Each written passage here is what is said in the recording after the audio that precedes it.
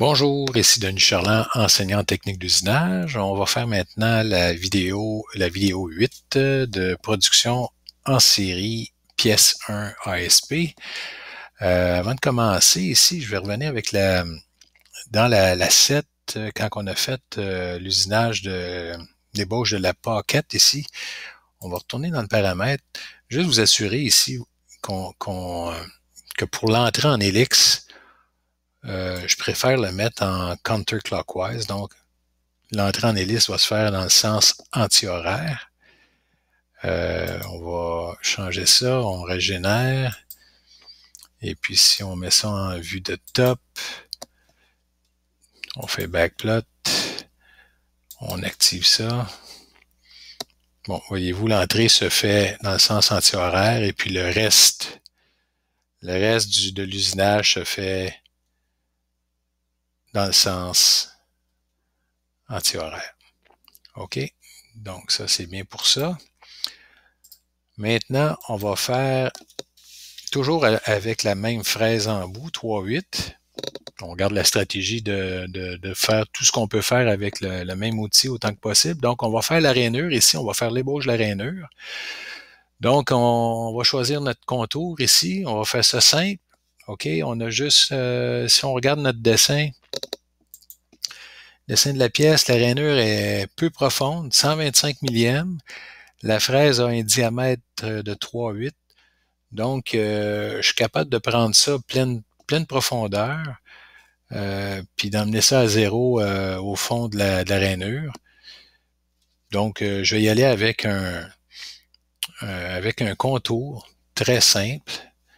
Donc, je choisis mon contour ici. Donc, contour.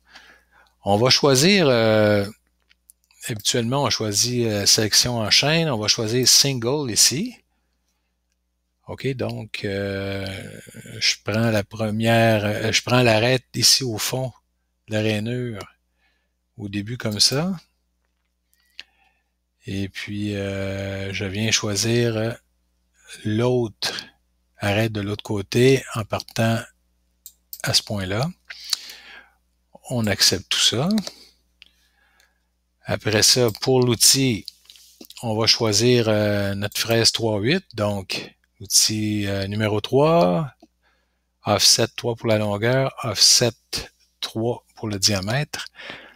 Vitesse de coupe 400. Et puis l'avance par dent. Feed per tooth, 2 millièmes.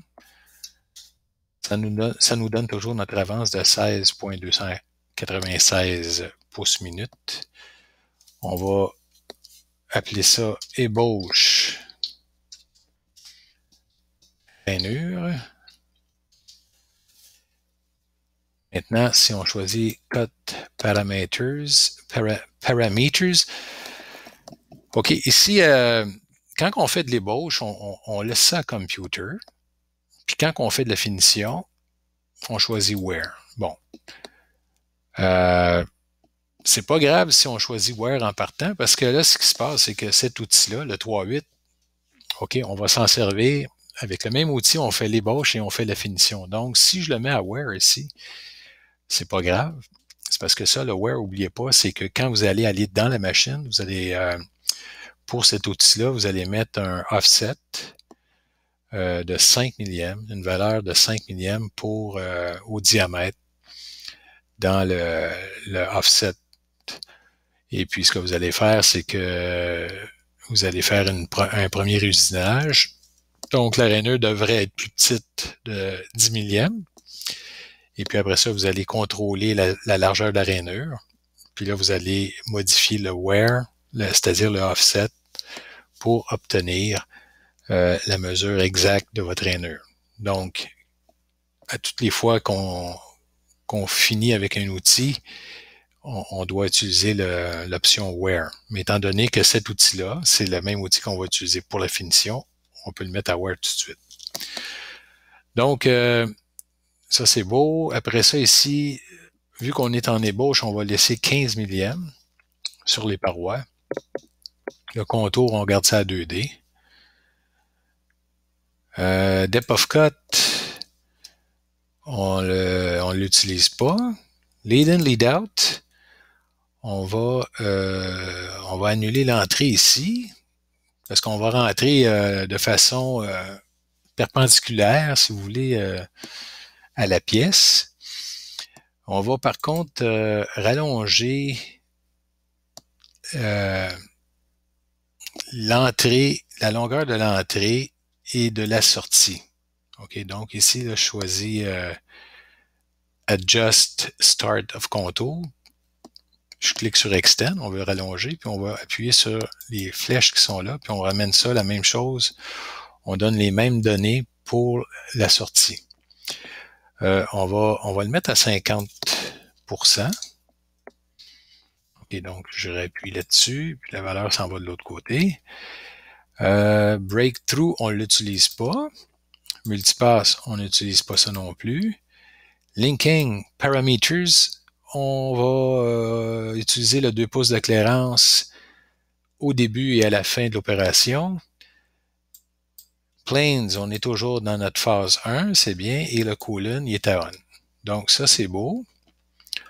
On va accepter tout ça, on va se placer en isométrique. OK, si on se met en vue de top, on va choisir, on va faire notre backplot. Voyez-vous l'ajustement dans Linking Parameters, j'ai mis 50%. Là, on voit que la fraise, quand elle va descendre, en réalité, elle est très, très proche de la pièce. Avant de continuer, ce que je vais faire, je vais annuler.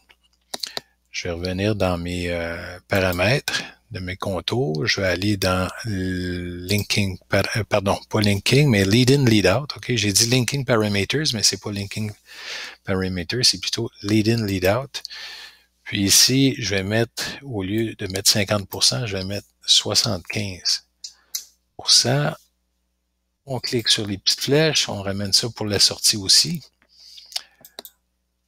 On régénère, on choisit le backplot, on active tout ça et voyez-vous là, on est beaucoup plus loin là du bord de la pièce.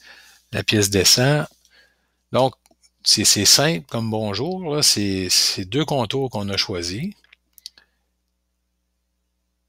Puis on fait, étant donné que la rainure n'est pas tellement large, avec ma fraise de 3/8, ça va très très bien. Donc ça, c'est réglé pour ça. On met ça en isométrique. On peut aller voir ce que ça donne en simulation. On choisit toutes les opérations. On clique sur Verify Selected Operations. Et puis là, si on regarde ici, là, on active tout ça. Là, ici, tantôt, j'avais de la difficulté à le bouger. Bon, OK. Donc, on va le mettre plus slow un peu.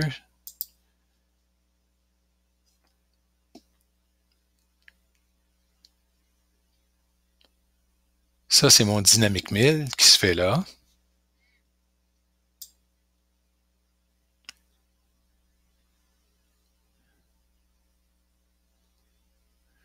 Encore une fois, le Dynamic Mill pour faire l'épaulement. On a l'opération Pocket et on a la rainure que je viens de faire avec 2 contours.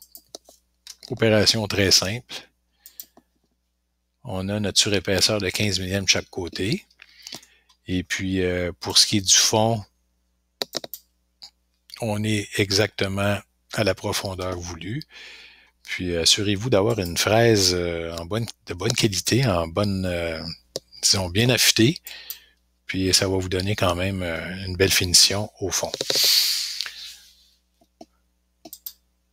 Donc, voilà, c'est tout pour la vidéo 8 et on se revoit pour la vidéo 9. Merci et à la prochaine.